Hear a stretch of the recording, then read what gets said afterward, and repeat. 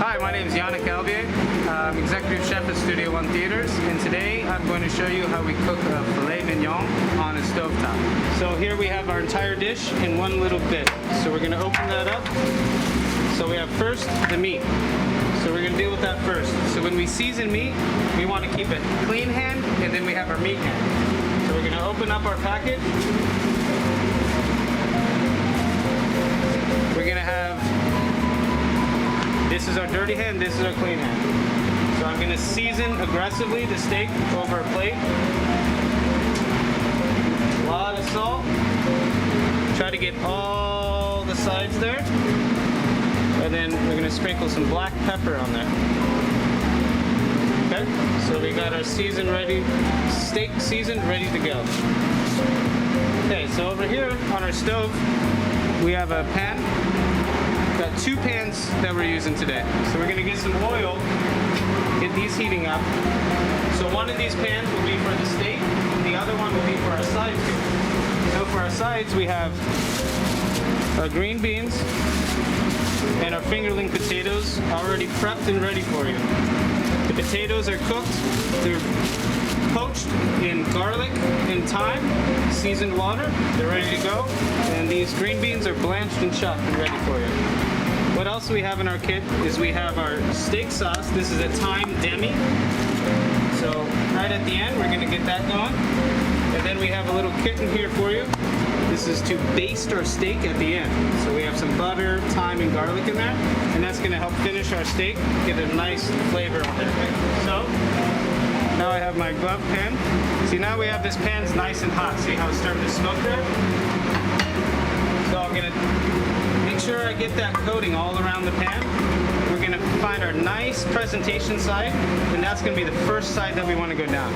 So we're just gonna carefully put it in and just move it a little bit. That way we're making sure that it's not stuck. That's why you wanna start a nice hot pan so you can get that Maillard reaction. We're gonna let that kind of keep up and get that nice and golden brown. We're gonna go to our other pan, same thing. We're gonna make sure that the oil's all over the pan. Now we're gonna put our potatoes in. So when you dump them in, just be careful the hot oil doesn't splash up on you. We'll put our green beans in there.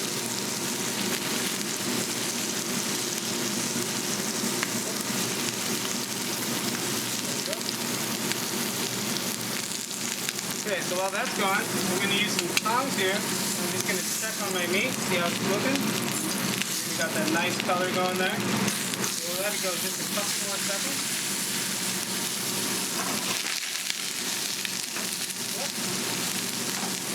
Go ahead and add a little bit of salt and pepper to our vegetables.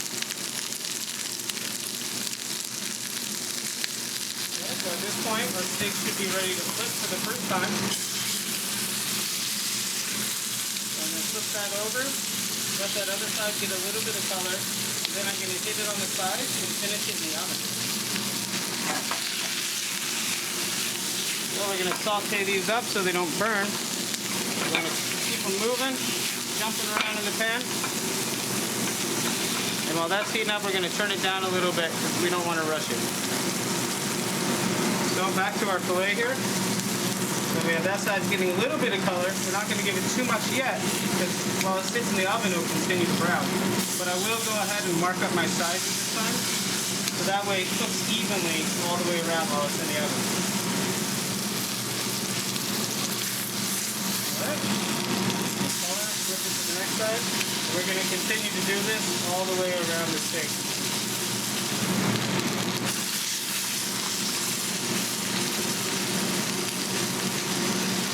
Now that I have my top presentation side with our beautiful color, we got the sides marked up and a little less on the bottom. So at this point, I'm going to go ahead and stick it in my oven. We have our oven preheated to 350 degrees. So we'll just let that guy sit in there for probably about 4 to 5 minutes, and then we'll pull it out and check it. Okay, so while our vegetables are getting nice and brown, they're getting heated there, they're getting close to ready. Now we're going to take this roasted garlic in our cup. This is confit garlic. brings the natural sweetness of the garlic out. We're going to add that right in there. Stir those up and we'll let those sit and finish. Okay, now let's check our steak. Okay. So when I check steaks, I use it by touch. So I'm going to give that a poke. And that is looking like it is about ready. So right before it gets all the way finished, now we're going to finish it by basting it. We're going to get that heat back on in the pan. Now we're going to use our little basting kit here. So we'll just dump that whole thing in there. We got garlic, some thyme, and butter.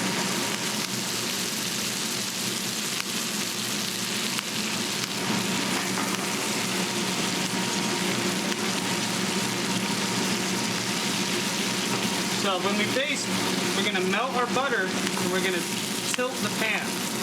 We're going to put the protein on the top and we're going to let all this butter pool down here. So all those drippings in the bottom of the pan that we call soup in the industry, all that butter and the soup and the thyme and garlic, we're going to marry their flavors in the bottom here. So then at this point, I'm just going to take a metal spoon and just one spoonful at a time, I'm going to brush it over the meat. And you're just going to sit and do that. Just keep on doing it over and over. So to finish this steak, I'll probably baste it for about 1 minute. And then after that, we're going to rest it and get our sauce going. Good. Ryan, pretend it's been a full minute. Good job, Ryan. Okay, so now that we've basted our steak, we're going to let it rest and get our sauce going. So I'm going to just set my steak down here. So you want to rest your steak, which means literally sit at room temperature for about 5 minutes. What you're doing is letting the meat relax, and all those juices and blood will soak back into the meat. If you cut the steak too early, all the blood is going to run out all over the place, and that's all your flavor. So we want to let that sit and rest for 5 minutes. While that's resting, we're going to take our demi here. So this sauce is a veal stock that's reduced by half, which is the term demi, and then we take it down further than that. So I'm going to use this butter and all that flavor. I'm not going to get rid of that. I'm just going to add my demi into here. And then we're going to let that slowly heat up. You don't want to go too fast on this or you're going to break it. That's when the fats of the butter separate. So I'm just going to heat that up and see how quick that is. Boom, you have an instant delicious sauce. All right, so we've let our steak rest. We have our sauce ready. We have our vegetables ready. And we have our bone marrow compound butter. Nice little garnish there. It's going to add a lot of flavor. That is all ready to go. So let's go ahead and plate. Okay, we're going to start with our vegetables. So I'm going to take my potatoes, and of course this is a chance where you can get creative and plate it however you want, but how I would probably plate it is put a nice line down the center of my fingerling potatoes. I'm going to take those out kind of one at a time, and I'm going to stack them up down a line. Then after that, I'll take my green beans, just kind of put those on top of those at an angle. And then all that garlic, put that right there. Okay, so we got veggies on the plate, so let's go ahead and cut into our steak. Okay, so we've let our steak rest. See, just a small amount of blood on the cutting board. So when I cut the steak, I'm going to cut it at a bias, or an angle. And I'm going to make my first cut there, go into it, and that is a beautiful medium rare steak. Make our next cut, and then I'll do one more for good measure. Okay, so now I'm going to take those, put them on top of my veggies, and kind of fan it open to show that beautiful inside out. Okay, now we're going to take our nice demi sauce here. push the thyme and the garlic up, and then use my spoon, and I'm gonna drizzle it across the top of the steak like that. One side, get a little of the veggies there. You can make a little ring on the outside. You can get creative, plate it however you like. There's plenty of sauce there. But see, when I plate it like this, I want to keep the inside of that steak so I can see it show up.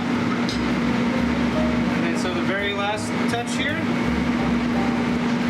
we'll take our bone marrow compound butter and we'll just put it right on top of our hot steak, and it's going to slowly start to melt and run down. And then as I eat it, I'll take a little bite of each of it. Alright, there you go. That's a filet mignon, garlic, green beans, and roasted fingerling